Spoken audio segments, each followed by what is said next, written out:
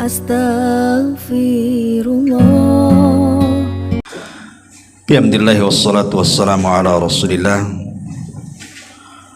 wa ala alihi wa sahbihi wa mawalah wa la hawla wa la quwata illa billahi wa ba'du. Alhamdulillah, segala puja dan puji hanya milik Allah Jalla fi'ula. Salawat dan juga salam tetap kita curahkan pada baginda Nabi besar Muhammad sallallahu alaihi wa ala alihi wasallam. Pembahasan di siang hari ini kita akan membahas tema ringan saja, nasihat untuk saya pribadi dan juga jamaah sekalian yang hadir. Bagaimana kita memanfaatkan waktu selama 24 jam, dan itu menjadi sebuah ibadah bagi kita semuanya. Karena hal yang akan ditanyakan pada hari kiamat adalah terkait masalah waktu. Makanya dalam Al-Quran itu Allah bersumpah paling banyak dengan waktu. Wal fajri, demi waktu fajar. Wad duha, demi waktu duha. Wal asri, demi waktu asri. Wal laili idha saja, demi waktu malam. Wan nahari, demi waktu siang. Dan begitu seterusnya. Quran itu paling banyak bersumpah dengan waktu. Makanya Nabi SAW mengatakan, la tazulu qadama abdin yaumal qiyamati hatta yus'alu an arba'. Tidak akan bergeser tuh kaki anak Adam tuh, meniti di atas titian siratal mustaqim sampai ditanya 4 perkara. Semua bicara waktu.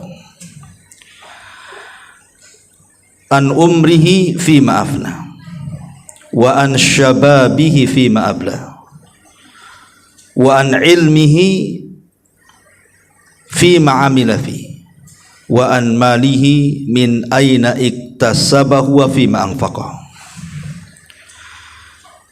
Pertama soal umur, kemana kau habiskan, bicara waktu. Yang kedua masa muda, kemana kau lampiaskan, masa muda bicara waktu. Kemudian tentang ilmu, sudahkah diamalkan? Mencari ilmu butuh waktu.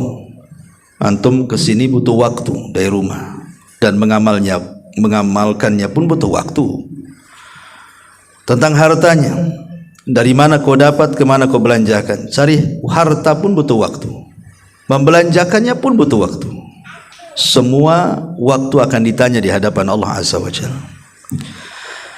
Makanya pembahasan di siang hari ini, bagaimana kita memanfaatkan waktu sedari bangun tidur sampai tidur lagi.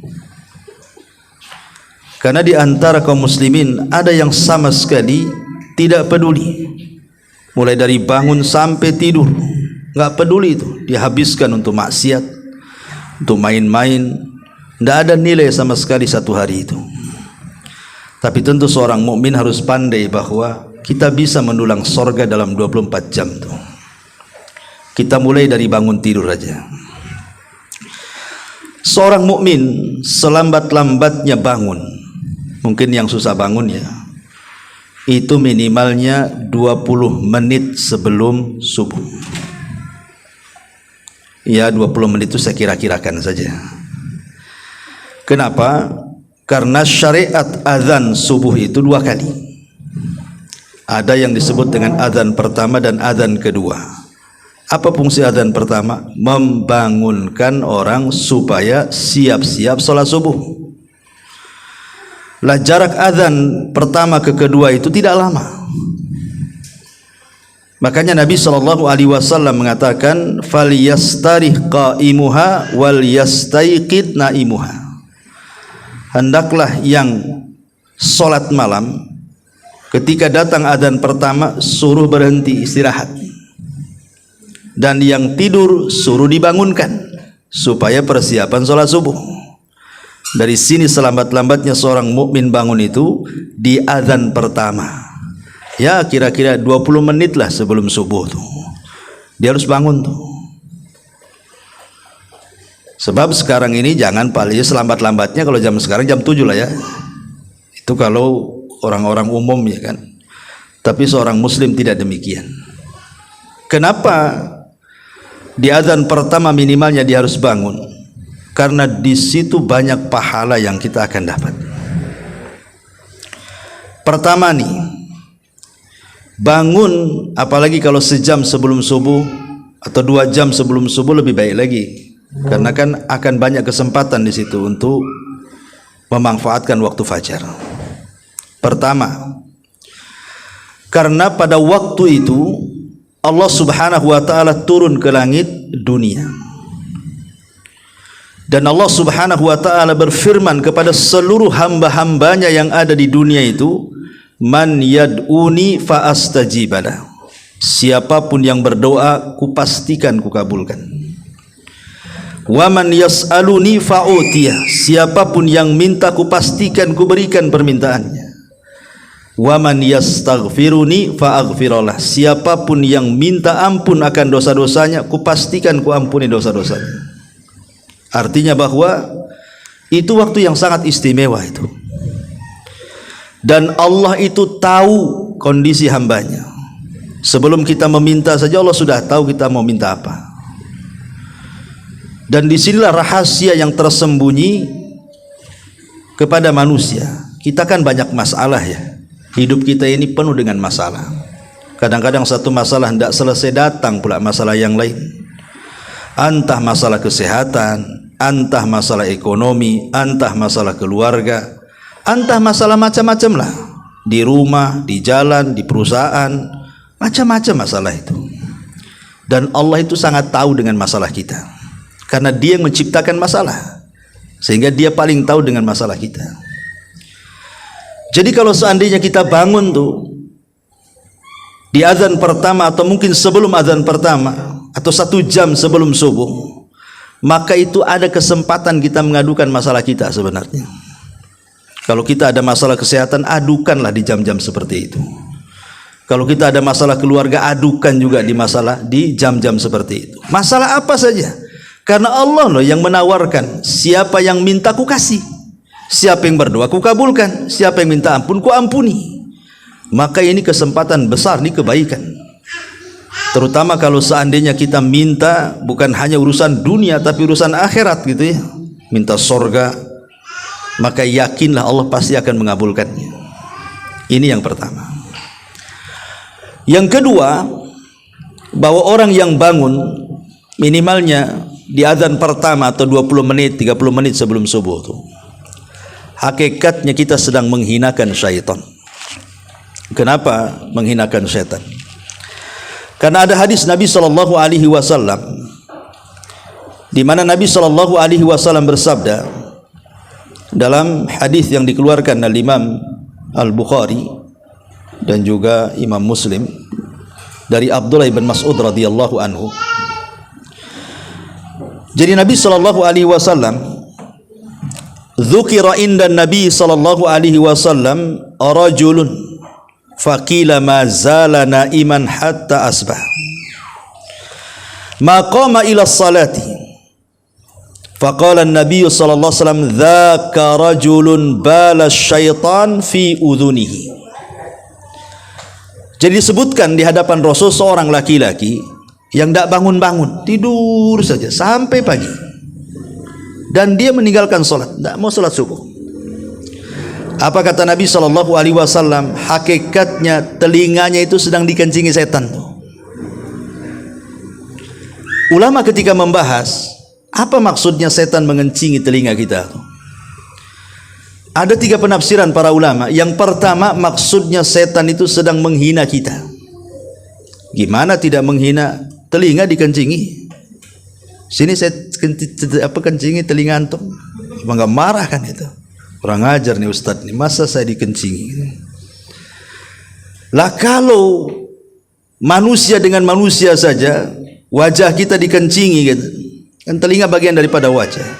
Kita marah tuh. sesama manusia loh ya. Apalagi kalau tiap hari antum dikencingi saya kan, apa nggak ngamuk antum? Ambil parang dibunuh saya. Hari-hari lo kita dikencingi setan, kok nggak marah sama setan? Ini gimana ceritanya? Orang yang tak pernah bangun subuh itu hari-hari udah dihina sama setan, dikencingi hari-hari telinganya. Kok dia diam saja? Maka hakikatnya orang yang bangun itu di adzan pertama, dia terhindar dari penghinaan syaitan. Yang kedua, ada yang mengatakan penafsirannya maksudnya dikencingi setan itu maksudnya disumbatkan telinganya sehingga dia tidak mudah menerima hidayah dan nasihat. Keras hatinya, tersumbat telinganya, budak bahasanya. Jadi orang yang jarang sholat subuh itu susah menerima nasihat. Karena apa? Telinganya ada dikencingi, jadi budak dia. Susah kalau nasihati itu, keras itu. Susah dapat hidayah tuh orang kayak gitu. Berarti orang yang bangun sebelum subuh maka akan mudah dapat hidayah. Orangnya itu mudah lembut orangnya.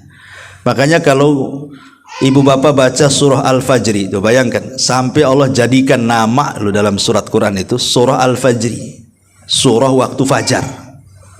Saking pentingnya waktu fajar itu sampai dijadikan nama surat. Kalau anda buka dalam surah Al-Fajr itu ada ayat, ya ayyatuhan nafsul mutmainnah irji'i ila rabbiki radiyatan mardiyah. Wahai jiwa yang tenang. Artinya bahwa orang yang mampu memanfaatkan waktu fajar itu jiwanya akan tenang. Kita ini kan di dunia itu perlu mencari ketenangan, kan itu surga dunia. Kata Imam Ibnul Qayyim rahimahullahu ta'ala, man lam yadkhulil jannata fid dunya lam yadkhulil jannata fil akhirah. Siapa yang tidak masuk surga di dunia, dia tidak akan masuk surga di akhirat. Ketika ditanya apa yang dimaksud surga dunia itu wahai Imam, dia mengatakan itmi'nanul qalbi, ketenangan hati, itulah surga dunia. Sebab kalau tenang hatinya, ibadah pun tenang, solat pun tenang, khusyuk, zikir pun tenang, baca Quran pun tenang. Kalau tenang hati, semua bisa diatasi sama dia itu. Tapi kalau rungsep hatinya, ibadah pun tidak akan khusyuk, baca Quran pun tidak akan tenang. Apa yang bisa dilakukan orang yang rungsep hatinya coba, yang enggak tenang hatinya?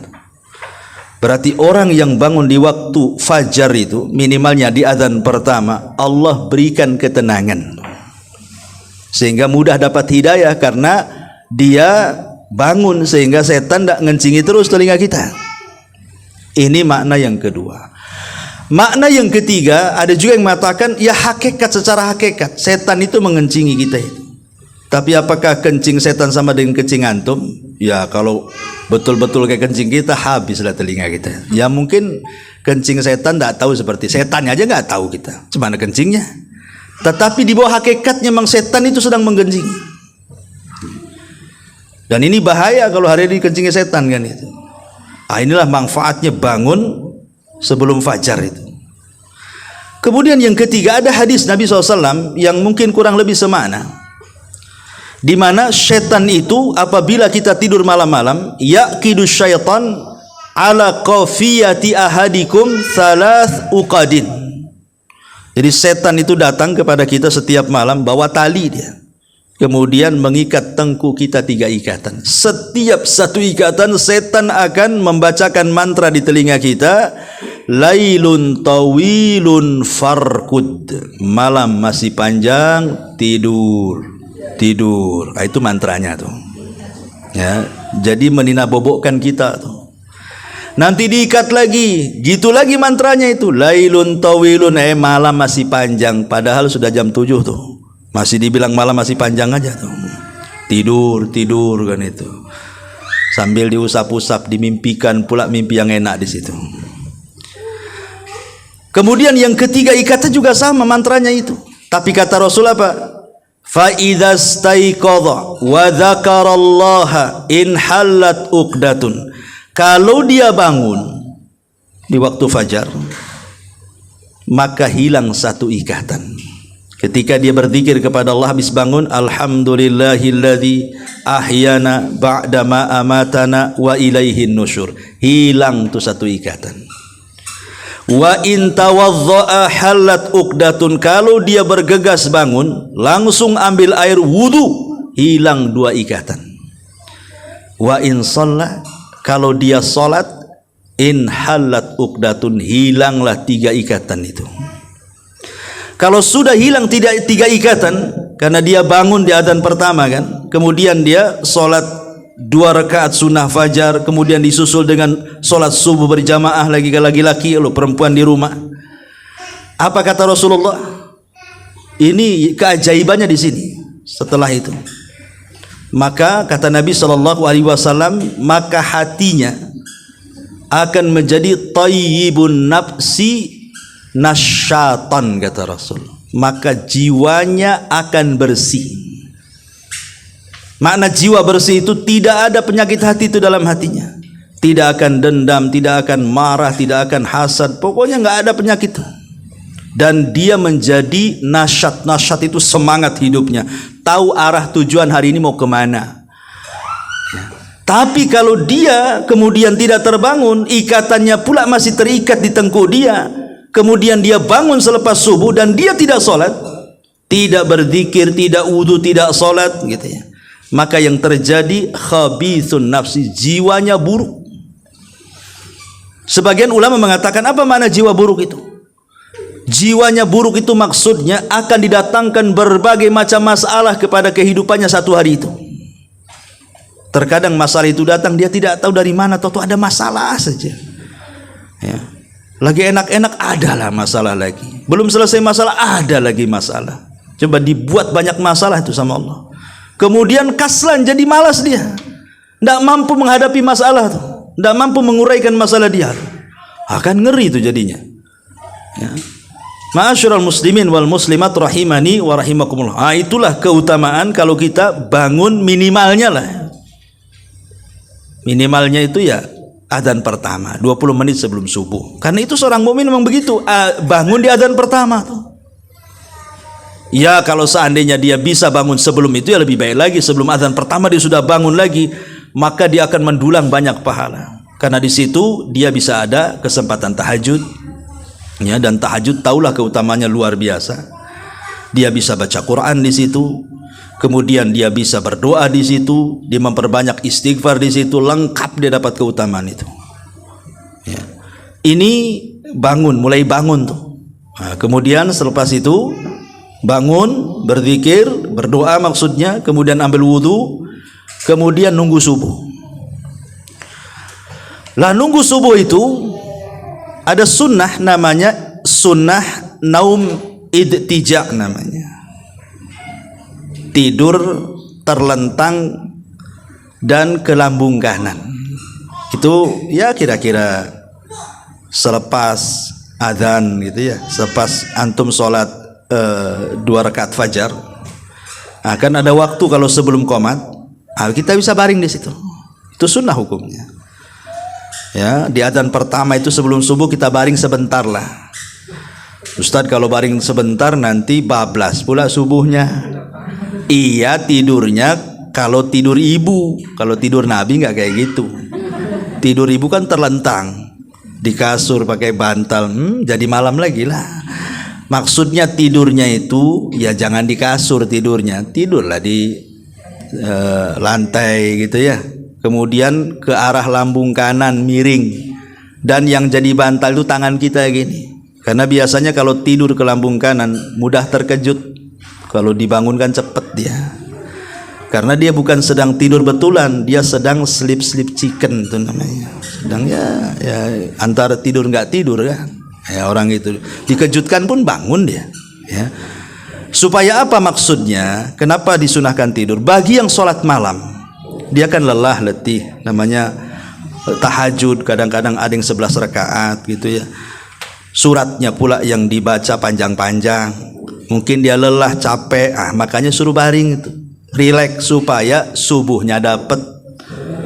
Sebab jangan sampai kemudian kita mengutamakan sholat tahajud, sholat subuhnya pula ngantuk. Mana yang diutamakan, wajib apa sunnah? Wajib yang diutamakan bukan sunnah.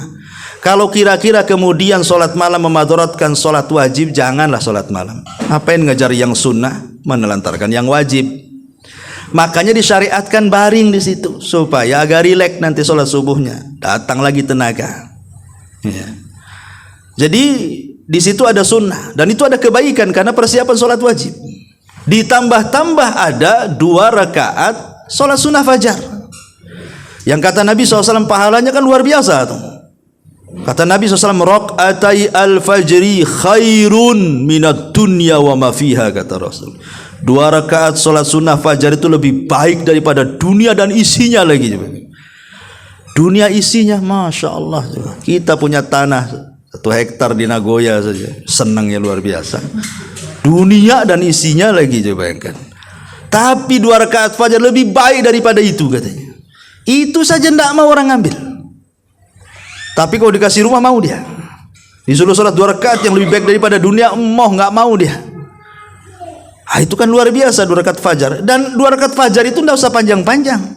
Karena juga suratnya sudah ditentukan. Rakaat pertama baca Qul ya ayyuhal kafirun. Rakaat kedua baca Qul huwallah. Kan pendek-pendek itu surat favorit semua tuh. Ya. Dan dua-duanya disebut surah Al-Ikhlas tuh. Sebab kalau Qul ya ayyuhal kafirun itu bicara uluhiyah. Kalau surah Al-Ikhlas itu bicara asma dan sifat dan juga rububiyah. Lengkaplah tauhid di situ. Ya, 3 tauhid ada di situ tuh kalau baca 2 surat itu. Rububiyahnya dapat, asma dan sifatnya dapat, uluhiyahnya pula dapat. Lah baru kemudian salat subuh. Salat subuh itu luar biasa lagi pahalanya.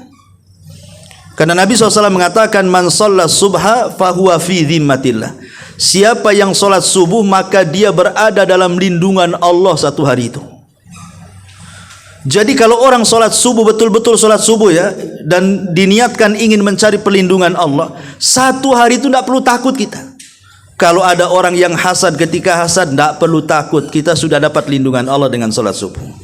Kalau ada orang yang nyihir kita, tidak perlu takut dengan sihir, kita sudah dapat lindungan Allah dengan sholat subuh. Kalau ada orang yang dengki, hendak dengki kepada kita, tidak perlu takut, kita sudah dapat perlindungan Allah di sholat subuh itu. Kalau ada orang yang berbuat jahat, tidak perlu takut dengan kejahatan orang, sudah ada perlindungan kok. Kalau Allah sudah yang melindungi, siapa yang berani mendekati kita? Kalau kita minta perlindungan pada satpam, di atas satpam ada bos, habislah kita. Satpam tak bisa melindungi kita. Kita umpamanya berlindung kepada polisi yang mungkin pangkatnya rendah, di atas ada jenderal lagi. Tapi kalau Allah di atas segala-galanya, selesai itu. Jadi ada niat kita juga kalau sholat subuh, niatkan minta perlindungan kepada, karena di situ Rasul mengatakan siapa yang sholat subuh berarti dia dalam lindungan Allah, tenang jadinya, ada perlindungan di situ. Makanya sholat subuh itu jangan asal-asalan. Ya, kalau bisa berjamaah bagi laki-laki itu penting bagi kehidupan dia sehari itu masalahnya. Kalau perempuan ya di rumah, minimalnya Rasul kalau sholat subuh itu 100 ayat bu. Ustadz nggak hafal 100 ayat. Ya, Al-Baqarah saja linglung saya itu. Ya, bisa lah diulang-ulang. Pamannya ibu juz amma, hafal lah berapa dari Anas, hafal lah, nggak mungkin nggak hafal. Nanti Anas ke Al-Falaq, Al-Falaq ke Tabats ke Al-Kafirun, terus aja tuh ya, sampailah 100 ayat. Kenapa kemudian dipanjangkan baca Quran di sholat subuh itu? Karena bacaan Quran di sholat subuh itu masyhud, disaksikan malaikat. Inna Quran al-fajri kana masyhuda. Quran di waktu fajar itu disaksikan malaikat. Makanya dipanjangkan tuh bacanya. Satu-satunya sholat yang dipanjangkan, disunahkan dipanjangkan itu sholat subuh. Ya, kalau bagi laki-laki kan di masjid ya tergantung imamnya lah kan gitu. Tapi kalau perempuan kan di rumah masih bisa lah dipanjangkan. Kalau kan sholat sendiri kalau perempuan. Kalau laki-laki kan tidak mungkin request sama imam. Mam request mam Ali Imran. Ya umpamanya kan tidak bisa juga. Ya tergantung imam lah hafalannya. Ya. Tetapi yang ingin saya katakan juga di sini bahwa wanita juga di zaman Rasul itu biasanya ke masjid kalau sholat subuh. Karena tidak ada riwayat para wanita itu sholat berjamaah bersama Rasul kecuali di sholat subuh saja. Coba kita cek di hadis-hadis itu, tidak ada Wanita-wanita di zaman Rasul yang sholat jamaah di waktu zuhur, rame-rame ke masjid atau asar atau maghrib, bisa nggak ada riwayatnya. Tapi di sholat subuh ada. Jadi wanita-wanita itu jalan kaki dari rumahnya itu ke Masjid Nabawi, dan mereka pulang sebelum terang. Jadi satu-satunya sholat yang ada riwayat wanita ke masjid itu di sholat subuh. Bukan berarti kalau wanita sholat duhur ke masjid dilarang, tidak. Maksudnya kita tidak akan mendapatkan riwayat sahabiah di zaman Rasul kecuali di sholat subuh, begitu maksudnya. Kenapa pertanyaannya? Rupanya setelah diteliti, karena mereka mencari berkah di waktu pagi. Karena Rasul mengatakan dalam doanya, Allahumma barik li ummati fi bukuriha. Ya Allah, berkahi umatku di waktu pagi. Itu yang dicari para sahabiah itu, keberkahan di waktu pagi itu. Makanya mereka jalan kaki ke masjid, sekalian olahraga. Karena angin di waktu subuh itu angin yang luar biasa. Rasul mengatakan, nusirtu bis-saba wa uhlikatil adu bid-dabur. Aku ditolong dengan angin pagi, kata Rasul, dan kaum Ad dihancurkan dengan angin sore, katanya. Kalau mau olahraga pagi-pagi, itulah diberkahi. Ini olahraga sore-sore pula. Kaum Ad dihancurkan di waktu sore lagi. Kan itu ya. Subuh-subuh olahraga itu angin soba, itu angin berkah tuh. Makanya kata Imam Ibnul Qayyim, biasakan kalau subuh cuaca bagus, jendela buka. Nah, biar angin itu masuk, jadi sirkulasi itu angin berkah tuh. Ini enggak gitu ya, pulang subuh malah digelapin lagi rumahnya, matiin semua, jendela tutup, pintu tutup, gorden hitam lagi, jadi malam lagi, tidur lagi, ya. Kata Imam Ibnul Qayyim, siapa yang membiasakan tidur selepas subuh tidak dapat berkah dia. Karena waktu turunnya berkah Anda tidur, masalahnya. Justru ketika turun berkah itu bangun, minimalnya kalau mau tidur nunggulah matahari itu terbit dulu. Pamannya terbit jam berapa? Syuruk itu jam 6 kan gitu. Habis sholat syuruk, tidurlah. Pamannya kan masih ada waktu. Kerja jam berapa? Oh, kalau jauh enggak bisa lah. Enggak usah tidur lah, ngapain juga kan. Nanti tak kerja kan itu. Tapi insya Allah lah, kalaupun bangun ya, anggaplah bangun jam 3 atau setengah 4 atau jam 4 itu. Kalaupun ngantuk-ngantuk, insya Allah itu badan dia sehat. Justru kalau seandainya dia tidur bablas subuh umpamanya jam 7, kadang-kadang malas, dia nggak sehat badannya tuh, nggak akan sehat. Kita bisa rasakan kok. Justru malas bawaannya kita ini jadinya. Tapi kalau malam kita bangun, sepertiga malam bangun, walaupun ngantuk-ngantuk dikit itu masih semangat lah orang hidup tuh di situ. Kenapa? Karena berkah turun di situ. Lah itu yang dicari sahabiah tuh, sambil olahraga jalan kaki ke masjid, pulang ke rumah. Nah, apalagi kalau agak jauh sedikit kan agak keringatan tuh. Ya tapi jangan pula ke Batu Haji jalan kaki dari sini. Pengkor sampai sana. Ya mesin-mesin terdekat aja lah ya, yang kira-kira bisa kejangkau jalan kaki. Enggak, karena kita ini kadang-kadang sudah terbiasa dengan mobil sih. Kadang-kadang 1 meter naik mobil kadang-kadang. Jadi ya enggak gerak badannya ya. Taib.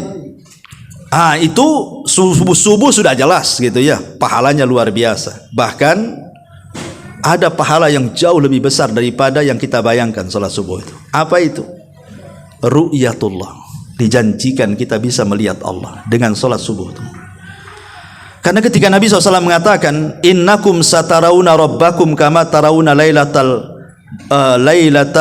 badri tamami la tudhamuna li ru'yatihi syai'a.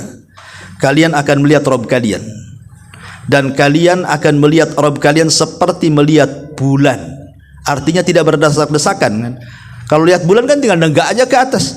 Mana berdesak? Lain kalau kita nonton bioskop, desak-desakan. Tapi kalau lihat bulan, mana ada orang berdesak-desakan tuh. Tinggal naikkan aja begini ke langit, nampaklah bulan. Itulah melihat Tuhan kita seperti itu. Bukan Allah seperti bulan, tidak. Cara melihatnya seperti itu maksudnya.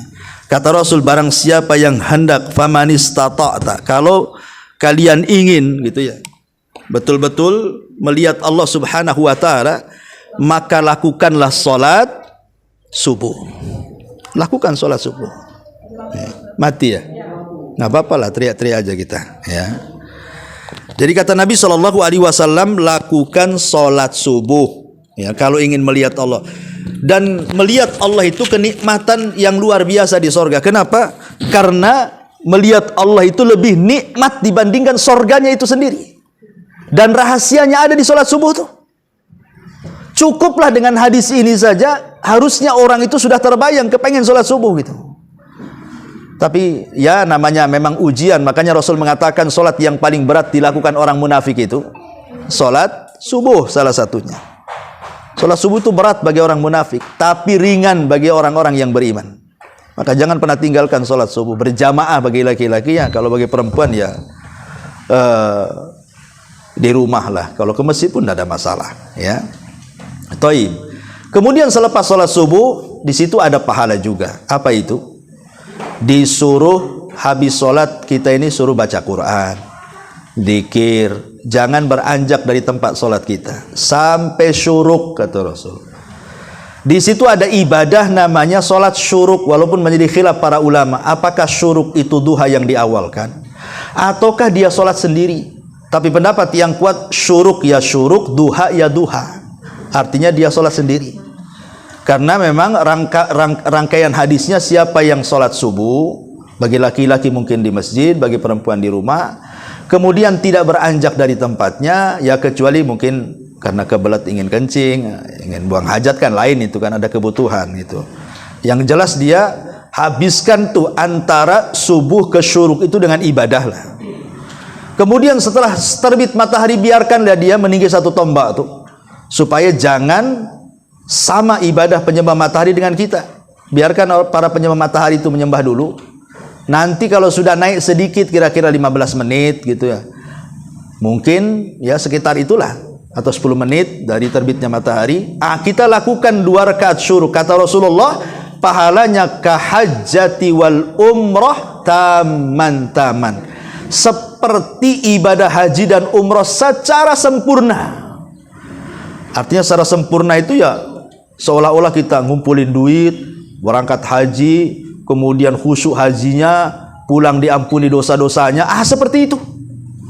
Ya, padahal kalau kita haji betulan, belum tentu niatnya karena Allah, belum tentu ibadah di sana khusyuk, belum tentu pulang diampuni dosa-dosanya.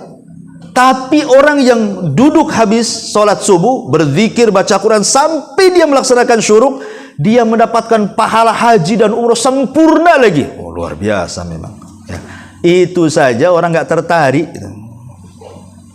nggak tertarik orang jelas-jelas pahala yang seperti ini. Tetapi sekali lagi ini kan bicara soal bandingan pahala, bukan soal menggugurkan kewajiban haji ya, hanya ngambil pahalanya saja. Kalau belum haji tetap wajib haji lah kan gitu. Jangan pula habis sholat syuruk ngaku-ngaku Pak Haji pula kan gitu. Ya itu enggak ada kaitannya. Ini kan soal pahala, bukan soal menggugurkan kewajiban. Oke, setelah sholat syuruk, apalagi? Di situ muncul waktu duha. Mulai terbit matahari sampai waktu zawal matahari tergelincir ke arah barat masuk waktu duhur, itulah disebut waktu duha namanya. Allah Subhanahu wa taala sedikit faedah. Ketika menyebut malam dengan menyebut subuh, itu Allah bedakan harokatnya. Allah mengatakan walaili id adbar. Tetapi kalau subuh was-subhi idza asfar. Kalimat id lihat di sini. Walaili demi malam id adbar. Menggunakan sukun id, sukun. Adbar ketika berlalu. Was-subhi idza menggunakan fathah, harokat fathah. Ya, asfar ketika mulai terang. Coba Allah bedakan antara id ketika bicara malam dengan antara idza ketika bicara subuh. Sukun artinya apa sukun itu? Kalau tanda harokat ya bulat sukun itu kan itu ya. Tapi secara bahasa Arab kalau di Indonesia kan sukun itu artinya tenang. Sementara fathah itu disebut harokat fathah. Harokat itu artinya bergerak. Apa maknanya? Seolah-olah di sini ada isyarat ketika id disukunkan dan ketika idza diharokat fathahkan. Sukun itu artinya tenang, harokat itu artinya bergerak. Artinya malam itu tempat tenang, tetapi subuh itu tempat bergerak. Ya, jangan dibalik. Ya. Ini kalau malam bergerak kemana-mana, subuh pula sukun dia, tenang, tidur. Gimana orang ini? Kayak orang pengantin baru, Kalau malam bergerak dia, subuh pula jadi sukun dia, capean. Ini bahaya pengantin baru kayak gini nih, hilang berkahnya tuh. Jadi, dan kebanyakan memang begitu, membolak-balikan waktu kan. Harusnya malam itu sukun. Sukun itu artinya tenang. Ya, keluarga tidur di rumah dengan keluarganya. Lihat hewan-hewan pun. Kalau malam itu mereka balik ke kandangnya kok. Kambing aja sama kambing di kandangnya. Sapi aja di kandangnya. Paham tuh binatang itu bahwa malam itu tempat sukun. Manusia yang tak paham masih pahaman binatang. Malam itu tempat istirahat, dia pula gerak kemana-mana, ke Nagoya, ke Jodo, ke Barelang. Ngapain malam-malam bergerak-gerak gitu? Malam itu tempat bahaya. Makanya kita berlindung dari malam hari, dan Allah katakan min syarri ghasiqin idza waqab. Kita berlindung dari keburukan malam hari. Kenapa? Karena kekuatan jahat itu di malam hari. Tukang sihir kalau nyihir di malam hari. Ya. Kemudian juga hewan-hewan buas yang jahat itu, ular, kalajengking, itu keluar di malam hari. Para pencuri di malam hari, ahli maksiat di malam hari. Kebanyakan kejahatan itu di malam hari. Makanya kita suruh sukun, pulang dulu di rumah sudah, supaya terhindar dari kejahatan. Lah ketika datang waktu subuh, kita disuruh bergerak, harokat. Disuruh bergerak, jangan dibalik gitu ya. Nanti kalau sudah terbit matahari, masuk waktu duha, disitulah waktu orang itu bergerak-geraknya. Kenapa? Allah berikan kesempatan kalian mencari rezeki di situ. Ketika waktu duha itu waktu semangat-semangatnya orang kalau kerja dari duha ke duhur itu semangat tuh. Nanti kalau duhur ke asar itu udah malas. Karena saya punya tukang bangunan nih, kalau pagi semangat kerja itu, cepat dia masang bata tuh.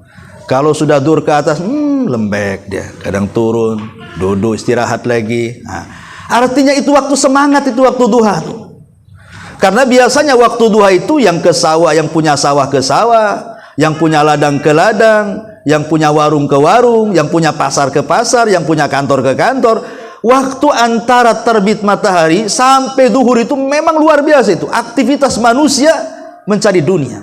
Tapi di situ ada ibadah yang dilalaikan manusia. Apa itu? Duha. Ada sholat duha di situ. Ya. Ulama mengatakan, ketika manusia itu melakukan sholat duha, hakikatnya dia manusia pilihan.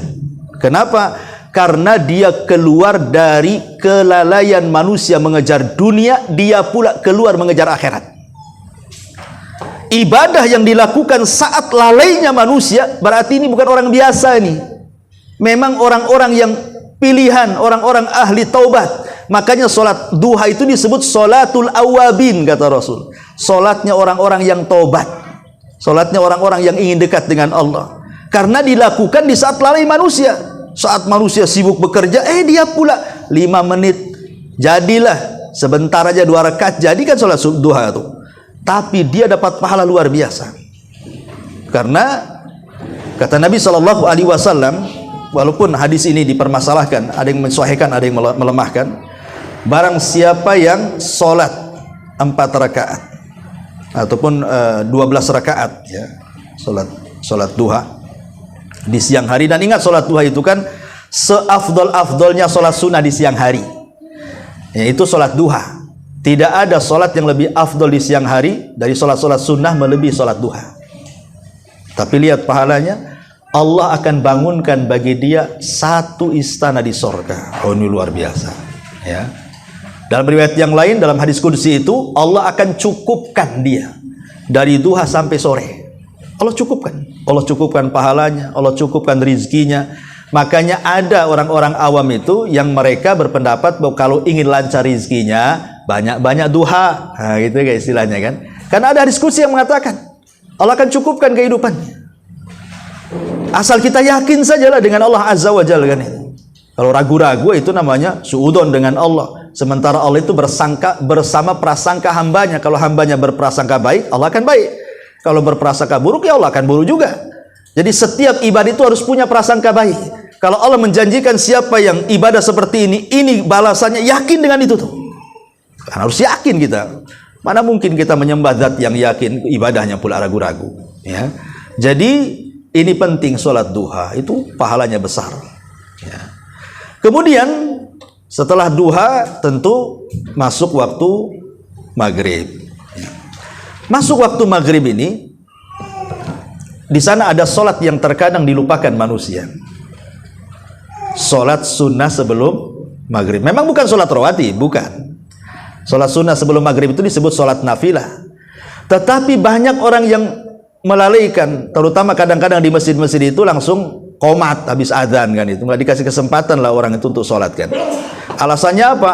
Solat maghrib itu pendek waktunya. Kata siapa pendek waktunya? Dari maghrib ke isya itu ada 1 jam juga tuh. Kalau hanya kasih kesempatan umpamanya 15 menit atau 10 menit untuk solat sunnah maghrib kan bisa sebenarnya. Karena waktunya juga ada 1 jam, karena sampai maghrib asyafaq al-ahmar, sampai hilang tuh safaq ahmar, tuh masuk waktu isya kan gitu. Artinya di sini bahwa di situ ada solat sunnah juga 2 rakaat, disebut solat nafilah. Oh iya, sebelumnya solat duhur juga ada solat rawatib kan, 4 rakaat sebelum zuhur. Nah, itu pahalanya besar itu. Dibangunkan istana juga di sorga itu kalau menjaga solat 4 rakaat sebelum duhur tuh. Kemudian solat 2 rakaat setelah duhur juga banyak juga pahalanya tuh. Ya. Nah, kemudian baru bicara solat maghrib. Asar dulu. Oh, udah maghrib pula kan itu. Asar belum dibahas sudah maghrib. Diloncat kita kan. Maunya kalau puasa biar cepat buka tuh. Jadi asar lebih hebat lagi. Kenapa? Karena solat asar itu solat pertemuan malaikat antara malaikat malam dan malaikat siang. Rasul mengatakan, yata'aqabuna fikumul malaikatu, malaikatul laili wa malaikatun nahar, wa yajtami'una fi salatil asri wa salatil fajri. Kata Rasul, Allah itu membuat tugas kepada malaikat malam dan malaikat siang. Jadi malaikat malam tugasnya mencatat kebaikan kita di malam hari, malaikat siang tugasnya mencatat kebaikan kita di siang hari. Ini bukan raqib atid ya, raqib atid sendiri. Ini ada malaikat khusus. Memang disuruh mencatat kebaikan saja dia. Keburukan nggak akan dicatat. Ya. Jadi kalau malam hari itu dia mencatat apa saja, apakah kita baca Quran, apa kita zikir, apa kita istighfar, apa kita tahajud, semua dicatat. Siang juga sama, apakah kita sedekah, apakah kita silaturahim, apakah kita berdakwah dan begitu seterusnya, semua dicatat. Lah pertemuannya 2 malaikat ini di 2 salat. Pertama salat asar, nanti malaikat siang ini nanti di salat asar ketika manusia sedang salat dia naik ke atas. Kemudian solat yang malaikat yang bertugas di malam hari turun dia ketika malaikat yang bertugas di siang hari naik. Begitu juga solat fajar tuh. Dari sini kita tahu bahwa solat asar itu memiliki 2 pahala. Kenapa? Karena dicatat 2 malaikat. Malaikat malam nyatat, malaikat siang nyatat. Kalau duhur cuma 1, malaikat siang aja yang nyatat. Ya. Kemudian subuh 2 dicatat malaikat malam dan malaikat siang. Isya 1 dicatat malaikat malam, maghrib 1 dicatat malaikat malam. Berarti yang memiliki 2 pahala 2 salat. Subuh dan asar dicatat 2 malaikat. Dari mana kita tahu dicatat 2 malaikat? Karena ketika malaikat siang dan malaikat malam naik, Allah bertanya kepada 2 malaikat ini, "Ma taraktum ibadi?" Sedang apa kau tinggalkan hamba-hambaku? Maka mereka mengatakan, atainahum wahum yusallun wa taraknahum wahum yusallun. Kami datang mereka sedang salat, kami tinggalkan pun mereka sedang salat. Artinya kami datang mereka sedang salat, mereka catat salat itu. Kami pergi mereka sedang salat, kami juga catat salat itu. Makanya 2 pahala tuh. Dan dari sini kita tahu bahwa salat asar itu adalah salat terkuat yang berpendapat dia adalah solat wusta, yang Allah katakan hafidhu ala salawati was salatil wusta, jaga oleh kalian 5 waktu solat, terutama solat wusta. Sepakat berdasarkan nas hadis bahwa solat wusta itu solat asar. Dari mana? Ketika Rasul menggali parit dalam perang Khandaq, Rasul itu sampai disibukkan itu menjaga parit, jangan sampai musuh meloncati parit. Sampai waktu asar masih diserang juga sama musuh, sampai maghrib Rasul tidak sempat sholat asar, masuk waktu maghrib. Terpaksalah Rasul sholat asar di waktu maghrib. Marah Rasul. Kemudian Rasul mengatakan apa? Semoga Allah membakar dengan api rumah-rumah dan kuburan mereka, karena mereka sudah mengakhirkan sholat wusta, katanya. Berarti di kita wusta ini sholat asar. Ya, dan ketika sholat wusta itu adalah sholat asar, berarti sholat asar ini barometer sholat-sholat yang lainnya. Kalau kita bisa melaksanakan dengan baik sholat asar, berarti bisa melaksanakan yang lain dengan baik. Tapi kalau sholat asarnya saja nggak jelas, maka yang lain lebih nggak jelas lagi. Karena itu barometernya di situ, sholat pertengahan tuh. Sholat wusta itu sholat pertengahan artinya. Ya. Apalagi kalau di hari Jumat, berarti selepas sholat asar ke maghrib ada mustajab doa di situ. Ya, kalau hari Jumat habis asar ke maghrib itu waktu mustajab doa tuh, khusus hari Jumat. Dan sholat subuh di hari Jumat pun beda dengan sholat subuh di hari-hari yang lainnya. Memang diutamakan sama Nabi Shallallahu Alaihi Wasallam. Kemudian setelah sholat asar pendek-pendek sajalah karena waktu juga. Kemudian masuk waktu maghrib dan pahala sholat maghrib juga jelas. Ya.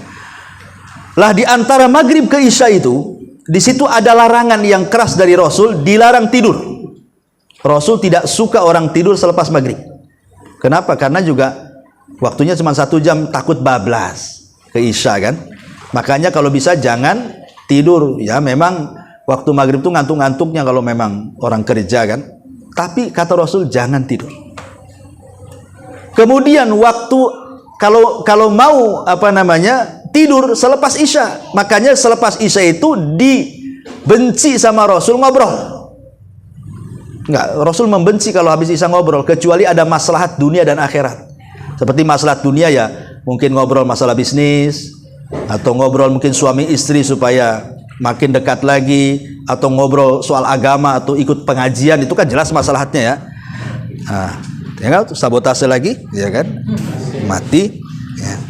Taib. Jadi intinya bahwa di situ dilarang tidur kalau bisa. Dan kalau bisa di situ bagi laki-laki itu kan waktunya dekat tuh. Di situ ada keutamaan bagi laki-laki kalau di masjid atau perempuan di rumah, jangan pulang. Tapi nunggu sampai isya. Ya. Karena kalau kita kemudian habis maghrib dan hati kita menunggu niat waktu isya, kemudian sholat isya, berarti selama menunggu isya itu kita dianggap sholat tuh. Seolah-olah kita sholat aja tuh, padahal kita ngobrol, tapi hati kita menunggu isya.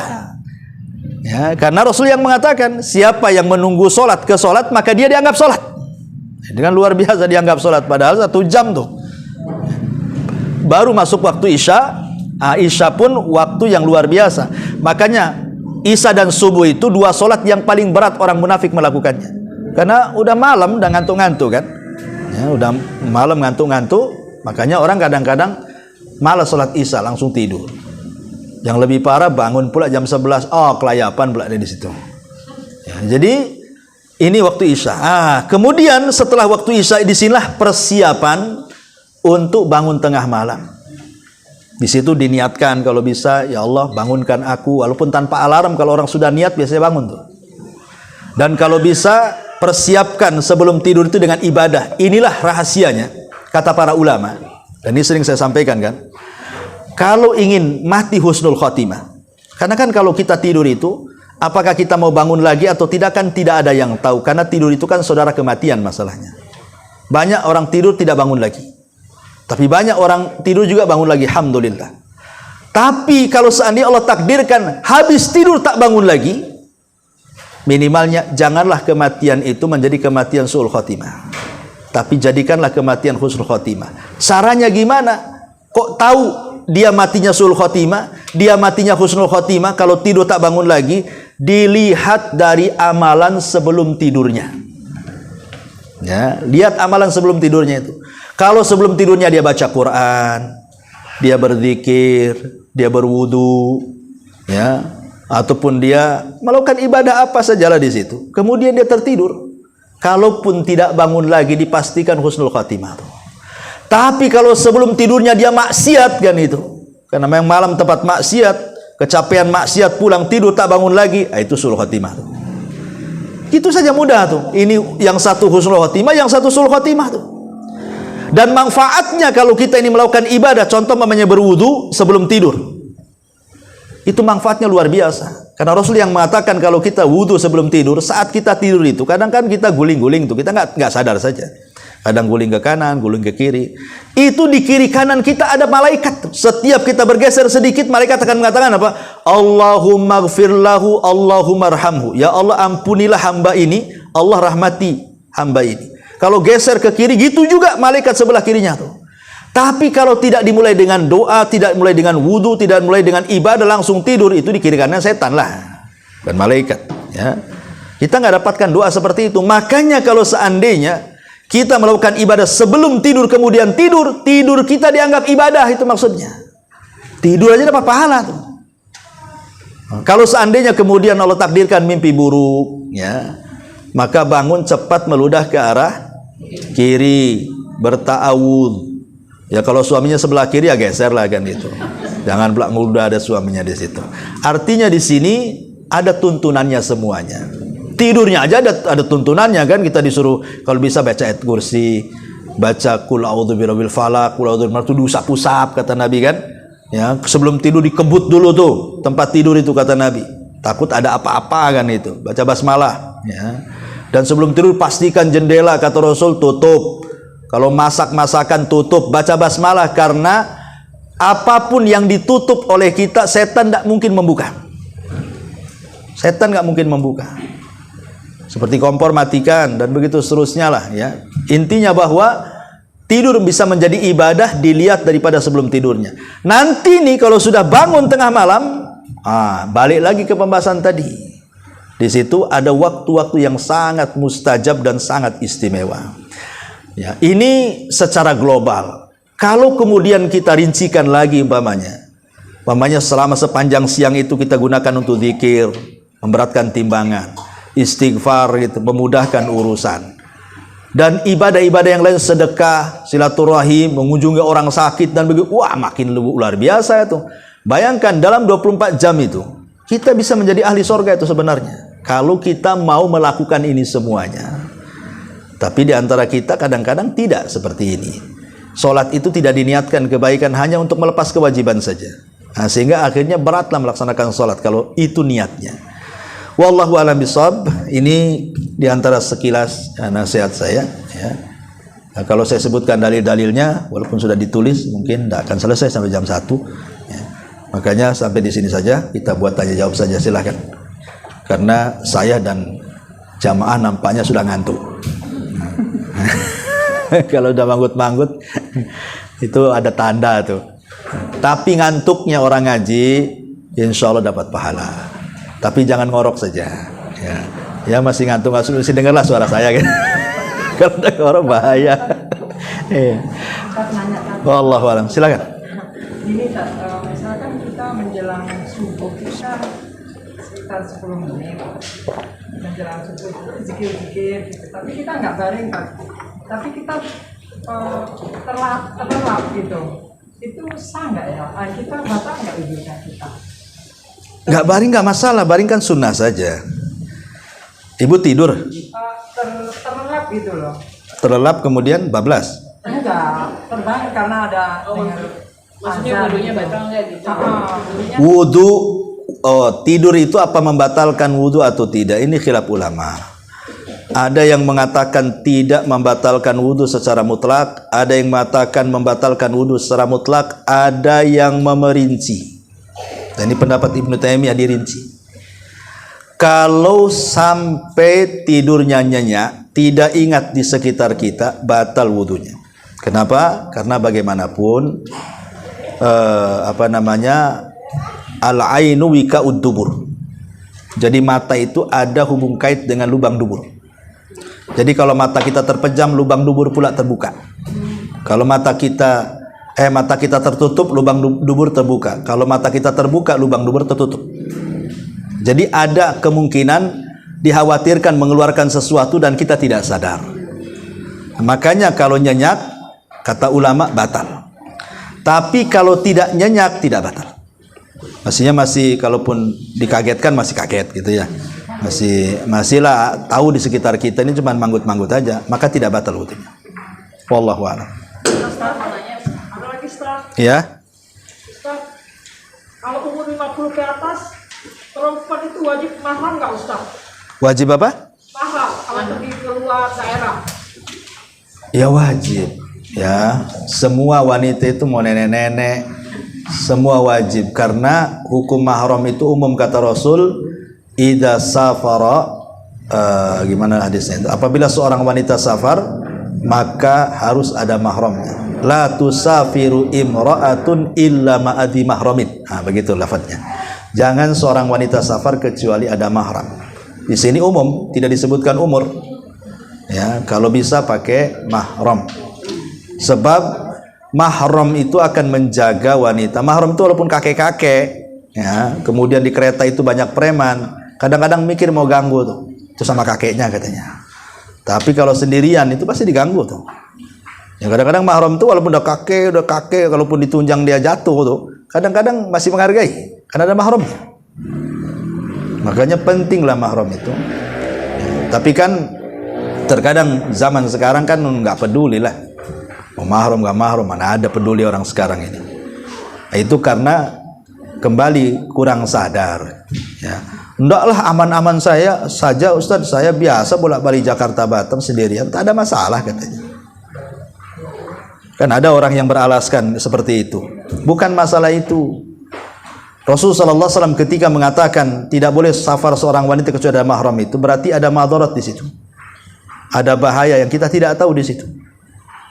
Makanya setiap larangan itu pasti ada bahaya, sebagaimana setiap perintah itu pasti ada kemaslahatannya yang kita tidak tahu kadang-kadang. Wallahu a'lam. Ya. Tadi terkait mahram tadi, apakah kalau ke masjid sholat subuh itu adanya juga harus bersama keluarga? Tidak, lihat itu jarak safar yang ada mahram itu. Kalau dari sini ke Batu Haji sendiri nggak apa-apa naik motor, kan bukan jarak safar. Jadi yang pakai mahram itu kalau jarak safar, sini Tanjung Pinang kan safar itu pakai mahram. Ya kalau sini sekitar Batam saja kan bukan jarak safar, nggak apa-apa sendiri. Ya, tapi ya pakai tutup aurat, jangan telanjang pula kan. Wallahu a'lam. Boleh Pak Ustaz? Hah? Kakak kita di Pekanbaru, kita dari sini di bandara dia langsung jemput. Bagaimana Ustaz kalau perempuan? Dalam kondisi darurat boleh, tapi kalau nggak darurat nggak boleh. Dikhawatirkan nanti pesawatnya nggak sampai sini, nanti pesawatnya ke bandara lain. Kan ada itu kejadian tuh, ya. Rupanya ada masalah di atas langit, rupanya nggak sampai ke Batam, entah ke bandara lain lagi, makin jauh lagi, makin bahaya kan. Ya kalau dalam kondisi darurat memang dibolehkan diantar mahramnya ke bandara, dijemput mahramnya di sini. Sama-sama jemput, di sana ngantar oleh mahramnya, sampai di sini dijemput mahramnya. Dalam kondisi darurat, ingat ya, dalam kondisi darurat itu dibolehkan. Wallahu a'lam. Afwan Ustaz, Iya. yang tadi dari sholat subuh ke fajar ya, itu kita nggak boleh beranjak. Kalau mau ke toilet itu? Ya tadi sudah dijelaskan, kecuali ke toilet, kecuali ini ngantuk tadi begini. Itu ngantuk. Ya boleh lah, nggak mungkin lah kencing di sajadah, ya nggak mungkin juga. Ya. Jadi boleh ya tadi sholat subuh di rumah Ustaz? Boleh lah, memang kalau perempuan kan memang di rumah. Sunnahnya memang di rumah, duduk aja lah di sajadah. Kalau kencing dulu. Kita ke masjid dulu kan Ustaz. Kan kita zikir baca Al-Quran. Ya kalau di masjid. Kalau sudah awalnya di rumah, karena kan tidak beranjak dari tempat situ. Kalau di rumah kan nggak apa-apa, umpamanya di situ tempat sholatnya, di sini ruang tamunya kan. Habis sholat ambil Quran, duduk di ruang tamu baca gitu ya.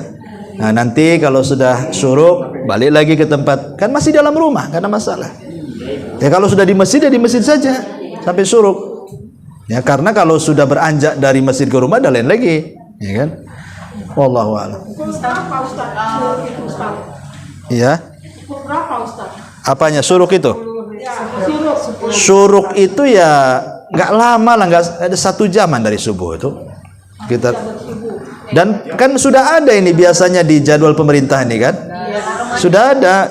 Tengok aja lah jadwal pemerintah. Mereka udah capek-capek buat, kita tak pakai pula. Dan itu. Kalau kita nengok-nengok, kalau teduh susah nanti. Kok nggak muncul-muncul matahari? Oh mau hujan kok, cemana pula gitu. Ya sudah lah, nggak nengok jadwal yang sudah ditetapkan saja. Ini kalau jam segini biasanya udah muncul lah. Sudah, kira-kira saja.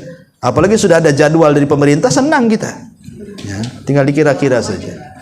Ya, wallahu a'lam. Sudah? Ibu-ibu, bapak-bapak, mana pertanyaan? Bapak-bapak lagi makan. Iya. Kalau sholat sunnah kan kita boleh dibuka kita maksudnya Al-Quran, kalau sholat sunnah atau wajib boleh kita berjamaah juga baca. Kayak sholat subuh kan namanya kita bisa baca Quran tapi nggak hafal. Bukan terus hati. Kalau sholat wajib jangan dipersulit. Faqra'u ma tayassara minhu. Baca yang bisa dibaca. Tapi kalau sholat sunnah boleh kita pegang mushaf. Mau satu juz, satu rakaat pegang mushaf tidak apa-apa. Sholat malam nih kita nggak hafal, pengen lah saya 300 ayat saya baca, nggak hafal tapi pegang mushaf tidak apa-apa. Tapi kalau sholat wajib nggak boleh. Karena sholat wajib itu ada perintah faqra'u ma tayassara minal Qur'an, baca yang mudah. Kalau hafalnya qul huwallah ya sudah qul huwallah saja. Sama inna a'tayna jadilah. Kalau hanya itu yang hafal nggak apa-apa, itu saya ulang-ulang. Itu yang hafal kok. Jangan pula Al-Baqarah tak hafal, baru ngapal sebentar, lupanya berdiri aja ingat-ingat. Semana itu sholat kayak gitu. Ya. Jadi yang mudah sajalah. Kalau memang saya cuma satu, Ustaz, inna a'tayna saja, nggak apa-apa, bagi dua. Ya. Karena cuma itu yang dihafal. Apalagi kan gitu. Nah, tapi kalau dia tidak mungkin lah cuma satu ayat surat dalam juz amma hafal, pasti ibu minimal ya 5 atau 6 hafal lah surat-surat favorit. Enggak apa-apa, itu aja diulang-ulang. Memang itu kok yang hafal. Sebab kalau sudah usia tua paling udah 50 tahun, itu kalau ngapal Quran itu susah. Dia bukan nambah hafalan, ganti hafalan. Ya, waduhnya hilang, atinnya hafal. Nanti besoknya kulullah, atinnya hilang, kulullahnya hafal. Gitu ya. Dia bukan nambah hafalan, ganti hafalan ya. Jadi memang ya itulah yang mudah aja dibaca, nggak usah takalluf bahasanya. Wallahu a'lam. Ustaz mau nanya, Ya. kalau ada berdoa itu setelah sholat wajib, apakah kita boleh berdoa mengangkat tangan atau di sujud terakhir? Sujud terakhir. Jangan kadang-kadang ini kesalahan ya. Ada orang sholat itu sujud terakhir dilamain aja. Itu nggak ada contohnya. Ya. Kalau mau doa dalam sujud, semua sujud dari awal. Dari rakaat pertama kan ada sujud, rakaat kedua ada sujud, rakaat ketiga semua jadikan doa itu. Ini nggak milih sujud terakhir dilamain, itu nggak ada contohnya itu. Jangan dilakukan lagi. Itu kesalahan orang itu.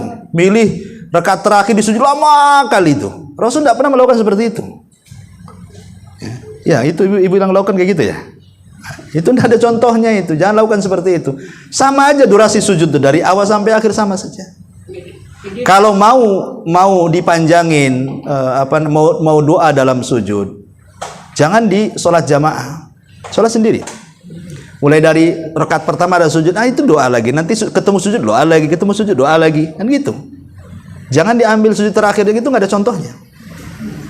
Nabi tidak pernah melakukan seperti itu. Ini satu, karena memang Rasul hanya memberikan bahasa umum bahwa seorang hamba dekat dengan Allah itu ketika waktu sujud, maka fajtahidu fid du'a, sungguh-sungguhlah dalam doa. Hanya ngomong begitu saja. Tidak ditentukan rakaat pertama, rakaat kedua, rakaat terendah. Semua sujud. Ya, jangan durasinya dibeda-bedain. Ya, kalau bisa seperti itu. Karena saya belum pernah mendapatkan satu riwayat Rasul menghususkan di sujud terakhir dilamakan, itu tidak ada. Saya belum mendapatkan riwayatnya sama sekali. Bahkan saya mendengarkan fatwa dari Syekh Utsman Khamis itu, dibilang bid'ah tuh. Nggak ada contohnya kata beliau. Ya. Wallahu a'lam. Mungkin tadi pertanyaannya bukan itu. Menggunakan tangan itu, mengangkat tangan itu Lebih baik yang Kalau doa itu kan ada dua macam ya. Ada doa ibadah, ada doa masalah. Doa ibadah itu doa yang sifatnya rutinitas, yang dibaca itu saja. Seperti zikir selepas sholat kan itu aja yang dibaca. Tasbih, ya kan, takbir, tahmid, tahlil kan itu. Kemudian juga Allah mantas salam, Allahumma la mani lima ataita, atau Allahumma inni na'udzubika an usyrika bika, atau apalah zikir-zikir yang diajarkan. Itu tidak perlu ngangkat tangan karena itu memang hari-hari dibaca dan itu lafadznya. Ya. Yang disunahkan mengangkat tangan itu kalau berkaitan dengan doa masalah. Kalau kita ada masalah, kita ini pusing, ya, suami nakal, ya, istri selingkuh, ataupun mungkin kesehatan, itu namanya ada masalah tuh. Itulah doa yang diajarkan Rasul, disuruh ngangkat tangan tuh. Dan kalau bisa ya habis sholat sunnah sajalah. Habis sholat wajib itu sibukkan dengan zikir saja. Yang ada di itu kan. Karena panjang kalau kita melakukan zikir habis sholat itu macam-macam dibaca lah. Ayat kursi, A'udzu birabbin nas, A'udzu falaq itu kan. Kemudian akhir Al-Baqarah. Panjang zikir itu sebenarnya. Kalau mau dibaca saja itu. Itu dulu wirid setelah sholat itu baca semua. Nanti habis sholat sunnah lah angkat tangan tinggi-tinggi itu. Mintalah apa yang kita minta. Lebih selesa lagi kan, lebih leluasa kalau habis sholat sunnah kan panjang waktunya. Bukan di waktu sujud itu boleh nggak doa masalah? Boleh, tapi jangan angkat tangan ketika waktu subuh. Bingung nanti itu. Waktu sujud ngangkat tangan, gimana caranya? Itu bahasa Indonesia atau gimana? Boleh bahasa Indonesia. Ya kalau bisa bahasa Arab pakai bahasa Arab. Kan sudah belajar bahasa Arab? Belum? Ya kalau nggak bisa nggak apa-apa, bahasa Sunda juga nggak apa-apa. Cuman kan maksudnya janganlah kemudian kewajiban dikalahkan dengan yang sunnah, ya. Yang wajib dulu kan jelas tuh zikir-zikirnya apa yang dibaca dari sujud ruku itu dulu yang diperhatiin.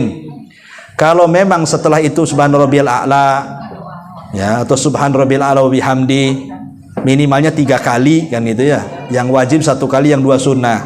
Lebih banyak lebih baik. Kalau memang di sholat sunnah kita ada waktu, ya doalah setiap sujud. Dari mulai rakaat pertama, rakaat kedua, jangan dikhususkan. Yang jelas mengkhususkan doa di sujud terakhir itu tidak ada dalilnya. Sepengetahuan saya, wallahu a'lam. Bahkan saya mendengar tadi fatwa dari Syekh Utsman Khamis kalau tidak salah, dia mengatakan tidak ada contohnya mengkhususkan doa di sujud terakhir itu. Kalau mau di semua sujud sajalah. Malah kalau di semua sujud kan bagus, berarti kan diulang-ulang doanya. Karena Rasul itu kalau berdoa diulang 3 kali. Itu sunnahnya doa tuh. Diulang 3 kali. Wallahu a'lam.